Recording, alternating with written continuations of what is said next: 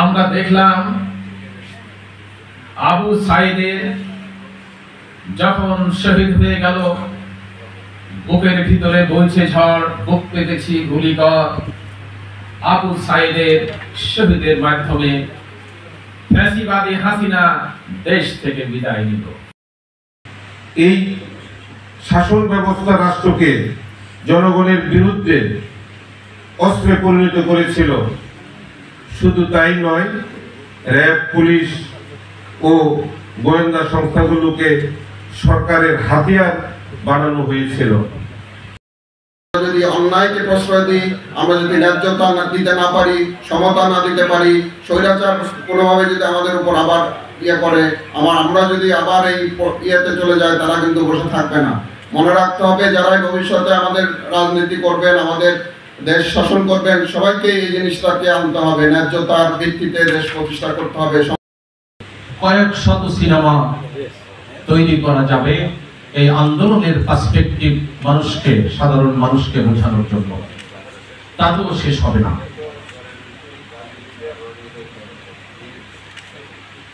আমি শুধু আজকের দিনটির কথাই বলি। আপনারা নিশ্চয়ই 3 আগস্ট কি হয়েছে সেটি সবাই আমরা উপলব্ধি করি। তার বিরুদ্ধে একটি র্যালি বের করেছি। র্যালিটি অপরাজয় বাংলার পাদদেশ থেকে শুরু হয়ে টিএসসিতে শেষ হয় এবং সেখানে আমরা সমাবেশ করি। এবং বিকালে যেটি এই আন্দোলনের অংশ হিসাবে আমাদের যে সমন্বয়করা ছাড়া পেলেন ডিবি অফিস থেকে, তাদের উপস্থিতিতে যে গণসমাবেশ হয়েছিল, সেখানেও আমরা শিক্ষকরা সাদা দলের নেতৃত্বে সেই আন্দোলনে সেই জায়গায় আমরা উপস্থিত ছিলাম। যার ভিডিও, যার অনেক ছবি আমাদের সংগ্রহে রয়েছে। আসলে কিছু নাই। আর মিলন ভাই আছেন এখানে, সেখানে মিলন ভাইয়ের ওনাদের কাছ থেকে আমরা একটু শুনবো। আমাদের বক্তৃতা তো সবসময় শুনেন আপনারা। শুধু 2-একটা স্মৃতির কথা বলে আমরা শেষ করব। ঢাকা বিশ্ববিদ্যালয়ের ক্যাম্পাসে যে অবস্থা ছিল,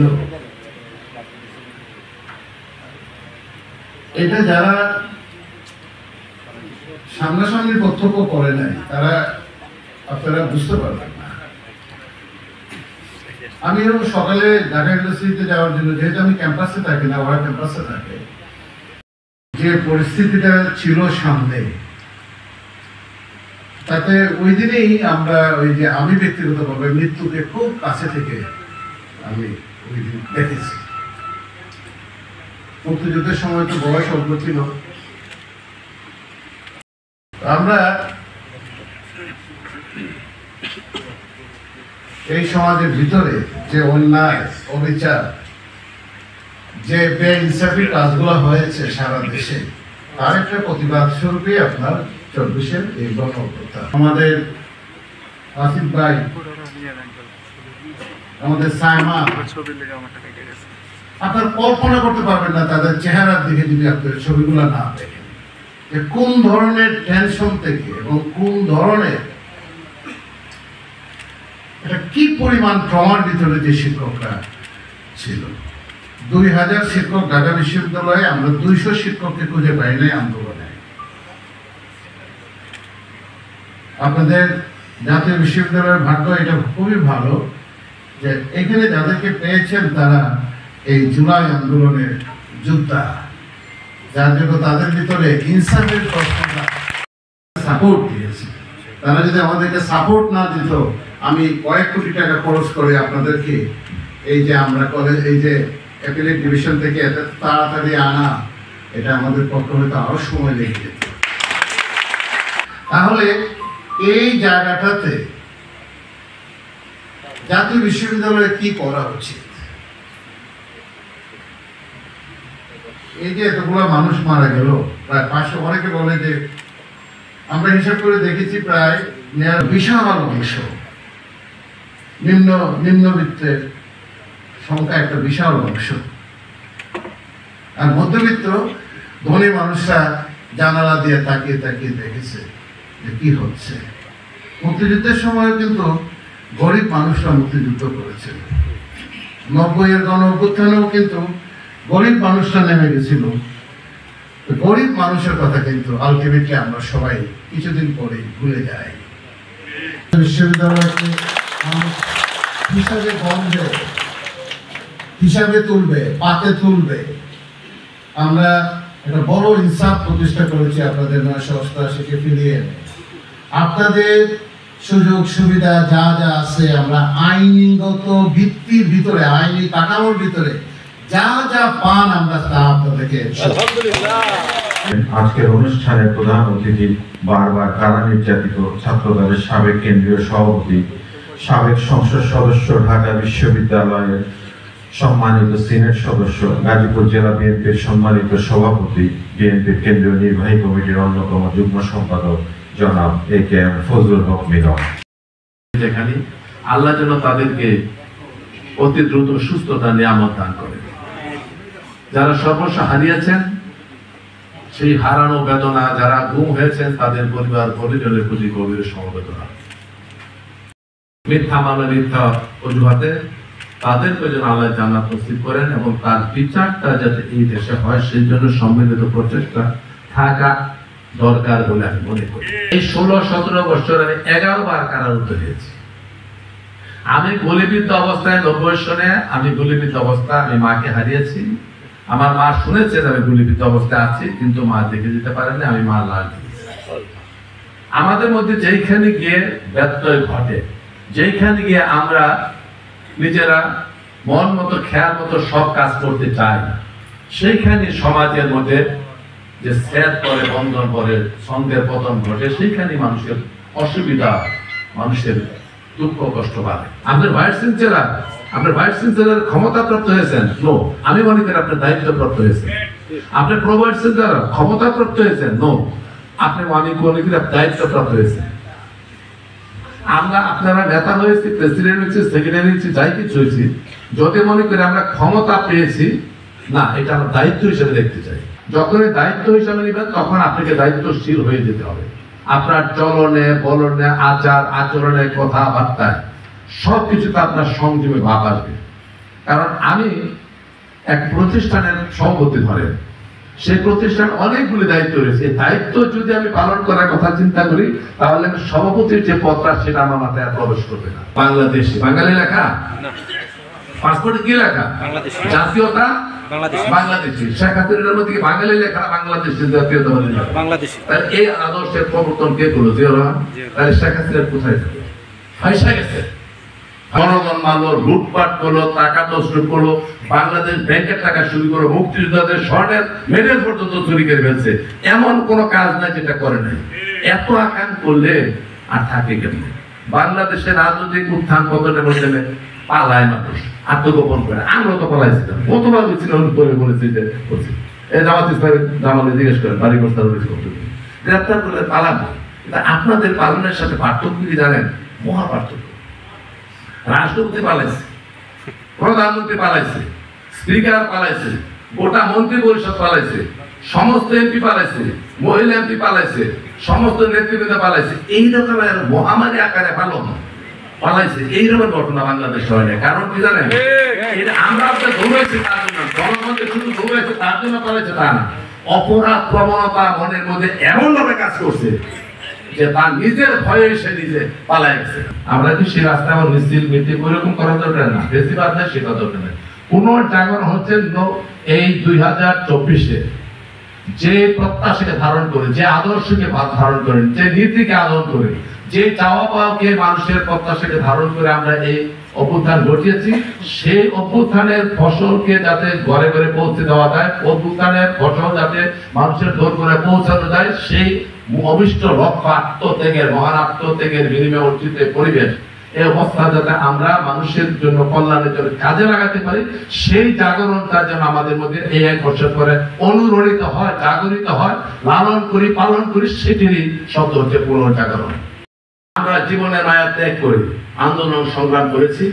সাময়িক মোহ, সাময়িক লাভ, খণ্ডিত আকারে কোনো লাভ লালসার জন্য আমরা যাতে এত বড় মহান আত্মত্যাগ ভুলে না গিয়ে নিজেদের মধ্যে এমন কোন পরিবেশ সৃষ্টি না করি যার জন্য সেই ফেস্টিভাল আমার মাথা চালাতে উঠতে পারে এবং তাদের আত্মাহুতি, তাদের শহীদের প্রতি আমাদের যাতে কোনো দায়িত্বহীনতার পরিচয় প্রকাশিত না হয়। 16 বছরের নির্যাতন যারা করেছে তাদের সে শত্রু এখন আপনি আমার হন, এর চেয়ে দুঃখজনক ঘটনা হতে পারে না।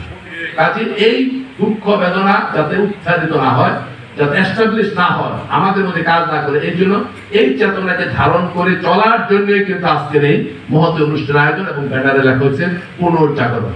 এই চাকরি যাওয়ার পরে তারা আমার সাথে কতবার যে আমার অফিসে দেখা করেছে, কত কান্না, কত বেদনা, কত লোক মারা গেছে।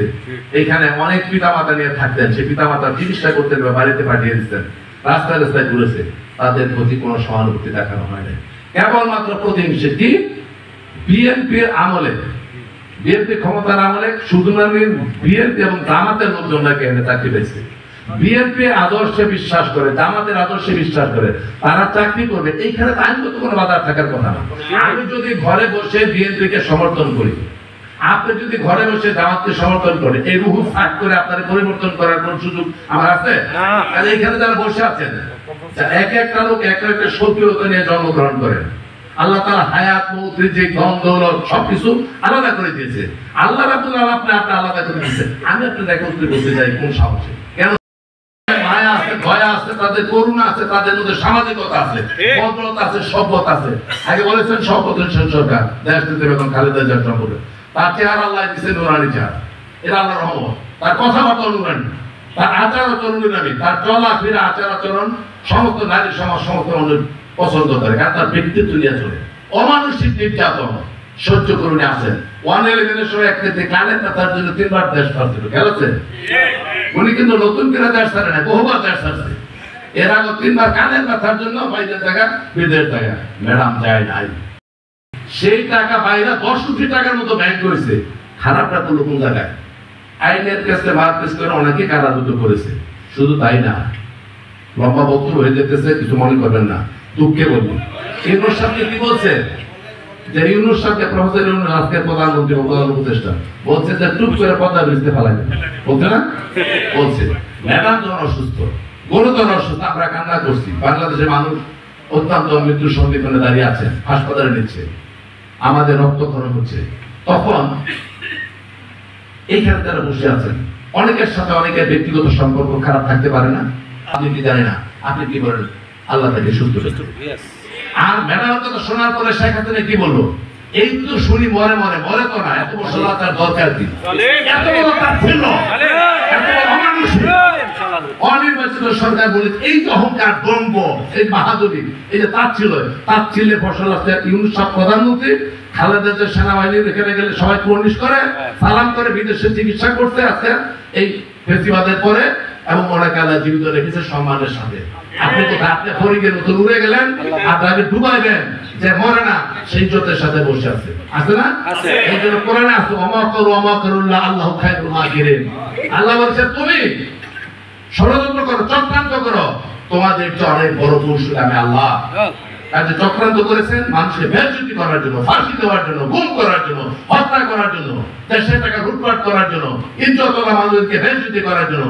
এক কলমের কোথায় এরা কিন্তু জায়গা মতন আছে, আপনারা কিন্তু উড়ে গেছে, কোথায় বসে আছেন জানি না। ওনারা বলে আপনাদের চাকরি হয়েছে, এই জন্য তাকে তার বাসায় ঢুকে, নিঃসন্তান তার বাসায় ঢুকে গুলি করা হয়েছে আওয়ামী লীগের আমলে। সরকারের যদি মদত না থেকে ঢাকা বিশ্ববিদ্যালয় অঙ্গনে 4 তলার উপর উঠে তার বাসার ভিতরে গুলি করতে পারে না, সেই গুলির কোনো ফয়সালা আজকে হয় না পরবর্তী সময়। কেন? কারণ তার আন্তর্জাতিক চক্রের মাধ্যমে হত্যা করা হয়েছে। জাতীয়তাবাদী চেতনা, ইসলামী মূল্যবোধকে ধারণ করে অসংখ্য আর্টিকেল লিখছেন, অসংখ্য বক্তব্য দিয়েছেন, অনেক পাবলিক সংস্থা আছে দেখেন। সেই লোকটাকে হত্যা করা হয়েছিল কারণ ওরা বলেছিল জাতীয়তাবাদী এবং জামাতের লোকজনকে জাতীয় বিশ্ববিদ্যালয়ে প্রমোট করেছে উনি, এবং তখন কি যে উনি এই লাইনের লোক, এই জন্য তাকে 4 তলার উপরে হত্যা করা হয়েছে। 2,500-এর মতো প্রতিষ্ঠান, 40 লক্ষের মতো ছাত্রছাত্রী, এত বড় জাহাজ, এই জাহাজকে চালাতে হলে দক্ষ ক্যাপ্টেনের প্রয়োজন। জঞ্জা বিক্ষুব্ধ নদীতে, সমুদ্রের মধ্যে অনেক কর্মীর মধ্যে জাহাজকে ঠিক রাখা সোজা কথা না। আর সেই ঢেউ যদি মানে ইচ্ছা করে কেউ তোলেন, যে ইচ্ছা করে জাহাজ ডুবানোর যে ইচ্ছা করে ঢেউ তোলেন, তাহলে সেইটা সামলানো আরো মুশকিল। কি বলছি বুঝতে পেরেছেন? আপনাদেরকে দায়িত্বশীল হতে হবে, আপনাদেরকে সংযমী হতে হবে। আপনাদের চাওয়ার মধ্যে লিমিটেশন থাকতে হবে। আপনাদেরকে এই দেশের জাতির গঠন করার জন্য আপনাদের এখানে একটা শিক্ষা প্রতিষ্ঠান মনে রাখবেন।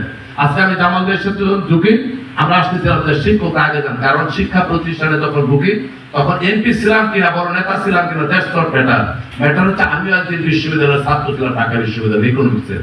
আমি যে কোনো শিক্ষা প্রতিষ্ঠানে ঢুকি আমি মনে করি আমি ছাত্র।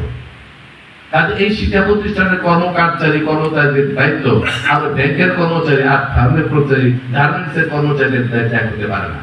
মানুষ গড়ার কারিগর এতগুলি শিক্ষা প্রতিষ্ঠানের গুণগত মান, সুশৃঙ্খল অবস্থা, দেশ গঠনে আপনাদের ভূমিকা, আপনাদের নেতৃত্বাধীন ছাত্রছাত্রীদের ভূমিকাকে যদি আরো প্রমোট করতে হয়, আরো যুগান্তকারী করতে হয়, আর মানুষের বাস্তবমুখী করতে হয়, আপনাদেরকে স্যাক্রিফাইস করতে হবে, আপনাদেরকে ধৈর্য ধরতে হবে।